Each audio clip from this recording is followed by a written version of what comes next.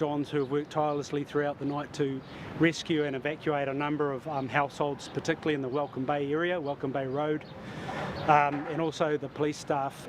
There have been, the Minister and I have already visited a number of staff who have pretty much taken their lives at risk to rescue people, to evacuate them from their houses, from places which weren't forecast in terms of the landslides. There were certainly some acts of bravery by our police staff over the night and this morning, and we can't thank them enough.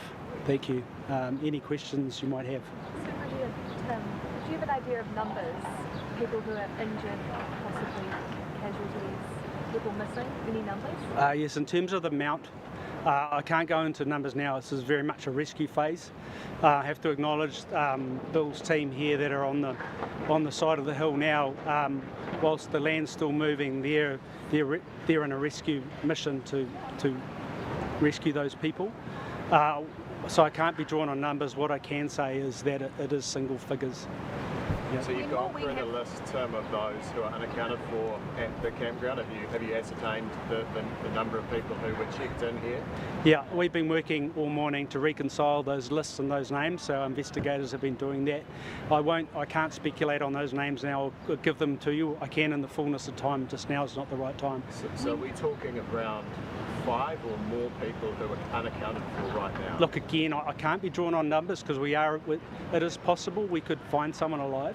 So I can't be drawn on numbers other than say it's single figures. And are those people mainly in the abolition block, or are they in camper vans or tents, or what's the sort of key area of searching and the rescue operation? It's too early to say again and to speculate other than to say that the landslide did come down on the back of the pools and the back of the holiday park. When do you think we're going to have clarity around those numbers? I know you say that it's currently a rescue operation, but at what point does that change? Well, that's for us to work through now and make sure that we reconcile the right numbers and get everything right before we release that publicly. Is that days? Is that that's within days, yes. Should the campground have been closed given the weather warnings? Bill, any thoughts? Look, I think in terms of, I'm not a weather expert, but it's fair to say the landslides were happening all around the Bay of Plenty and other districts, and it's probably impossible to forecast something like this, yeah. I know just yesterday we were talking about acting proactively. Should we have been maybe making decisions, the campground, or maybe responders making sure that people actually weren't camping in the weather conditions, or apart from the campground deciding whether they stay open or not? Yeah, look, that was civil defence and police and other agencies were having those conversations. We had police staff out yesterday talking to those in camper vans and in places at risk, so all of those conversations did take place yesterday in preparation for last night's weather event. Do you think you could have gone harder on those warnings? Oh, look, I'm really convinced that our staff have worked really, really hard. We re-rostered staff to work overnight shift.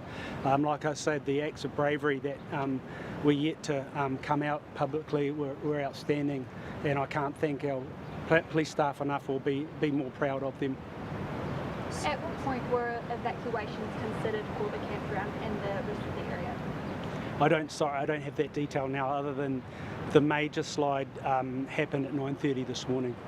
Tim, to my understanding, there are 9 people unaccounted for. Is that accurate? Look, like I said before, I can't speculate. It's too early. We will get that information out as soon as possible and in the right time. Yeah, guys, can I just say that at the moment we've got the parents and the husband of some of the people that we're currently trying to rescue in the campground, and to speculate on this stuff right at the moment is not the right thing to do. Just allow the first responders to get in there, allow fire to get in there and do their job. Everyone is really focused. There's urgency around this and making it happen, but there's got to be a high degree of sensitivity from all of us for the people that are sitting in that building behind us, and for anyone that's a parent or has a spouse, you'd understand the stress that they're currently under. Minister, do you think quite possibly the focus for many people here was those regions like Northland or Coromandel Peninsula, where there was lots and lots of talk about this bad weather, but maybe here didn't seem as severe as it ended up? Do you think No, I think that my observation was the mayors in Northland, in Coromandel Thames, Hauraki, here in the Bay of Plenty, and Tairāwhiti, they're all experienced CDM groups. They all called states of emergency early, and that is absolutely the right thing to do. And quite simply, for the reason for that is to make sure that people are pre-positioned, and that we can get community comms out there, and that we're in the best possible position to deal with the weather when it comes through. And they did a very good job of that. But these weather events are so unpredictable in terms of where they're going to hit, where the slips are going to hit. It's a matter of how we respond to that. And like the District Commander Tim was saying, is that the way that our first responders, whether it be St John's, whether it be police, whether it be FENS, and I do want to acknowledge New Zealand Defence Forces, they had people on the ground supporting communities as well. I just want to acknowledge them and all the work that they have done. After initial assessments of the Mount Maunganui, what's the likelihood of any further slips to come? Well, they're having geoscientists up there at the moment. The mount is closed, and they will be doing a full assessment of that to be able to provide public assurance that it is safe to go back into the mount and have access to it. Minister or Tim or Bill, could you just talk about the job here, the rescue operation? What precisely is going on at the moment? Like, how many cubic metres of dirt has come down the hill as an estimate, and how are we going about trying to get through that and rescue those people? If you just come across to the mic here. At the moment, we're unsure of actual cubic metres. When we initially arrived at the incident, the slip was still actually moving. So we drew everyone back, and this allowed us to reassess our next plan. What we'll try to do at this stage is delayer part of the rubble, and we're underway with that at the moment. So what does that mean? Are you using what sort of machinery are you using to do that? I'm unsure. USAR lead the rescue, and they have heavy machinery here and also portable USAR equipment. Are we expecting this rescue to go overnight? At what point are you calling it for the evening? We'll go right through until we've rescued anyone that's involved. From this event, will campsites be closing now when there are major weather events on? It's not a question for me. I'll pass that one on. Good afternoon, everyone. I just want to acknowledge the tragic event that has happened. Just say that we are supporting all the families here. We ask those that maybe have bookings at the campground not to come. We also ask the community to please allow the emergency services, who are all doing a fantastic job, to do their job and not interrupt that. I think from the campground is closed now, and everyone has been either moved or evacuated from that campsite, and our staff are doing a great job to support people and find alternative accommodation for those that need. But obviously our thoughts and prayers are with those families that are affected, as we try to support them as best we can to through a very, very hard situation.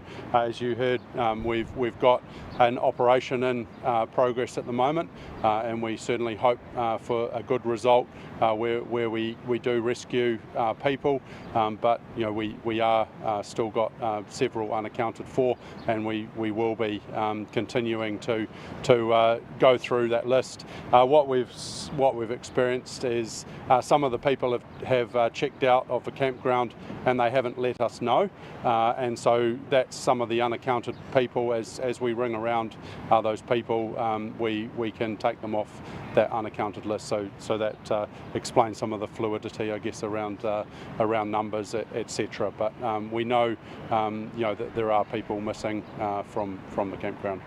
In the future, does that mean that campsites like this will be urged to close, or when there are warnings of major weather events? Look, it was a severe incident last night, obviously we thought this morning we'd got through the worst of it, and at 9:30 we had a major slip. This campground has been in operation for decades, and we have not had any issues in that time. These natural disasters are very hard to predict, and it's a real shame as to what has happened. But those are the sort of questions that we will be looking at in future months as to how what the safety etc. Should be, and what sort of precautions we may take. For any of you who may know the answer to this, have you heard any signs of life, anything promising, any sounds from within the rescue? Not at this stage. Initially, when the first arriving crews arrived, there was some signs of life, but from there we actually withdrew our people just to make sure the slip didn't move any further. So yeah. And at what point did those signs of life, any noises, any indication of people start? What time did that stop? I have no idea of that time. Yes. You'd say it's maybe been hours. I have no idea. No. A question for Mr. Drysdale. What conversations were happening regarding the campsite and Mount Maunganui itself when the first slip happened this morning?